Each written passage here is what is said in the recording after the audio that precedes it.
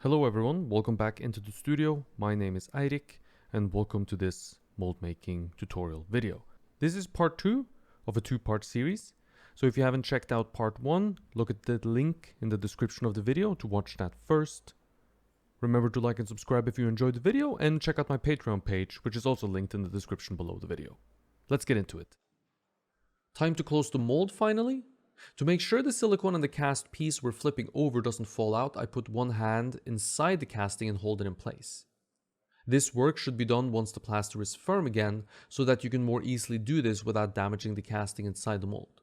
But it is still the same day, and I'm doing this before the last work I just did gets too far along in terms of heating up.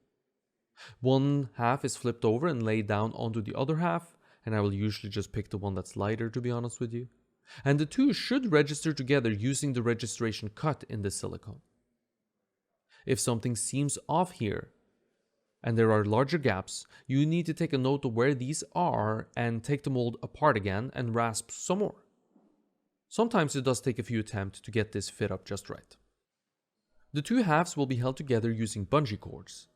I find the bungee cords a bit nicer than tape since they are reusable. But if you're going to use tape, make sure it's brown packing tape, since this kind of tape doesn't stretch and expand like duct tape does, for example. Even though duct tape seemed like it would be stronger, actually brown packing tape is better for this application.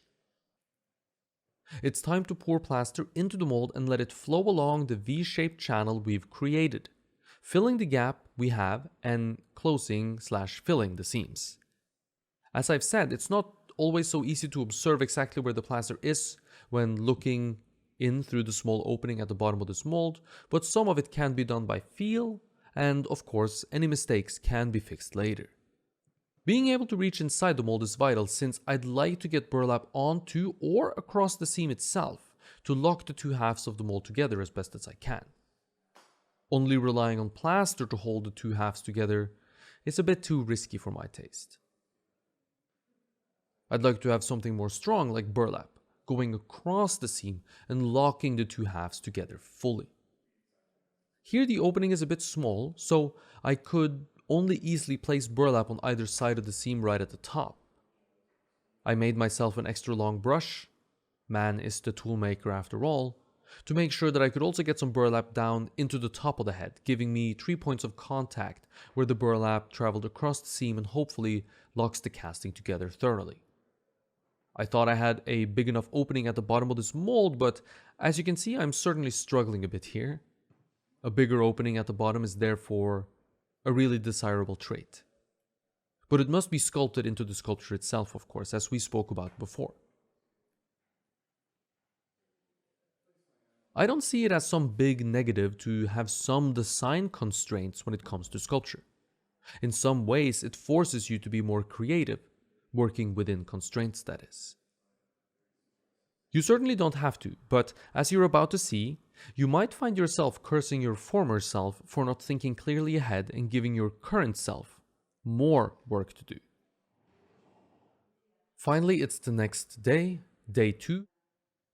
I do like to let the casting in the plaster sit for a day or 2 if I can, or at least overnight, to give them a proper chance to dry as much as possible before opening the mold. The plaster is actually rather fragile before properly dry. It'll sort of feel a bit like a wet cracker, and it's crumbly. Very easy for fragile parts then to crumble under the pressure of removing the silicone. The plaster won't be fully dry until many weeks from now, after the molds have been opened. Sometimes, depending on the weather, it can take many months, and won't reach its full strength until properly dry. Waiting at least overnight when demolding plaster is therefore a good strategy, I think.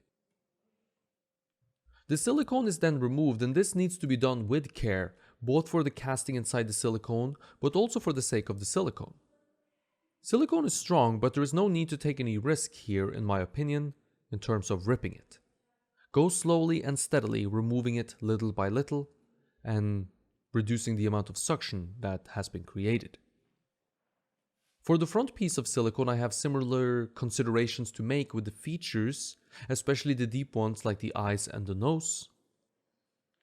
The nostrils can very easily break, so I always pull the silicone that covers a face like this down from the forehead towards the chin.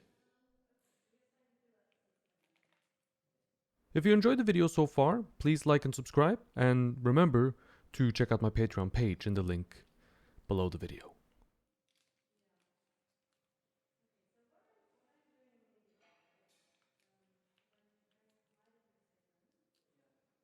After demolding, the inspection of the casting reveals some problems. Here it's important not to panic, since there are always problems, in my experience at least. Perhaps your molds are a bit cleaner than mine, or perhaps you're a better cast maker than me, but for me there are always a problem or two that will need to be fixed. I've learned not to take these problems too heavily. It's easy to take these issues very seriously and sort of lose motivation because your casting doesn't look as good as you would like. But just relax, it will look great once we put some work into this cast. In order to repair this cast, we're going to start off with removing material before adding more material back to it again. I always do it this way: first remove some material, then add more back, before finally cleaning up what little excess there is. Almost no matter the material I'm casting in, I do things this way and I find that I get decently good results doing so. We'd like to have the casting be able to stand flat first, so rasping off any excess or unevenness at the bottom and making sure that the cast can sit on the table without rocking is going to be the first order of business. Here, a bigger and flat rasp is very helpful since it will make it much easier to get the bottom flat all across, letting the cast sit on the table without rocking. To begin adding new plaster to old plaster, we must first overcome the issue of plaster bonding to itself. This we're going to overcome by adding moisture to the cast, which is the old plaster of course, which should help the new plaster bond well. If we don't do this, the old plaster will pull the moisture out from the new plaster instantly, and the new plaster that we add will end up as powder on the surface of our cast, which can then be almost brushed off with little effort. Either that, or the bond will be poor and it will chip off on its own. We'll continue to add water as we progress, since the plaster can drink a lot of water before being full. Water is added and then a slightly thinner mix of plaster is added to the casting.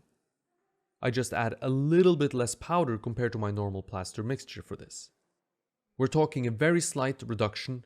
Perhaps instead of that dry riverbed look before mixing, we're going for an ever so slightly submerged riverbed, a millimeter or so below the surface of the water.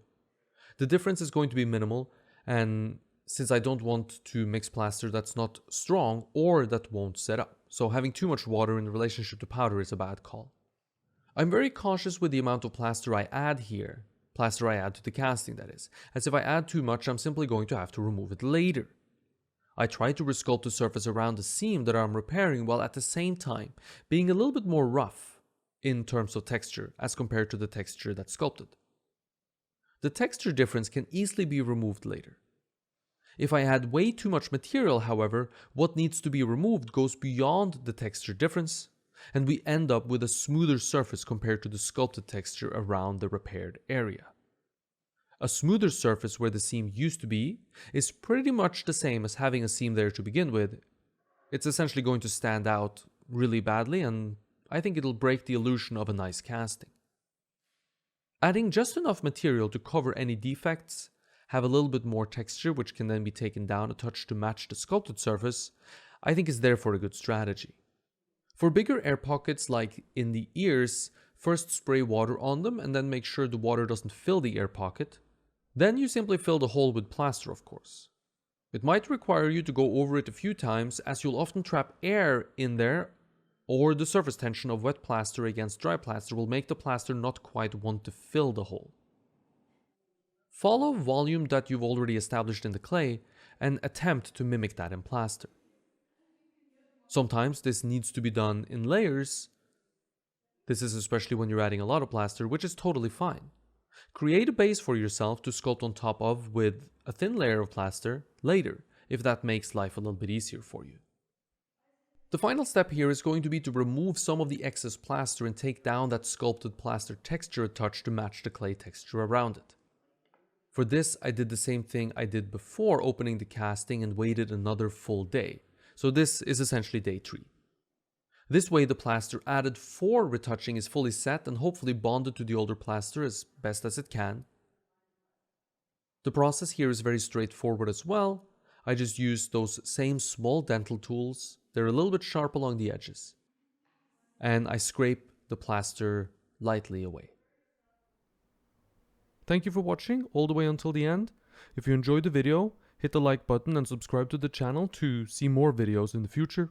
And check out the Patreon page in the description below the video if you want to learn more about sculpture and about mold making and casting also.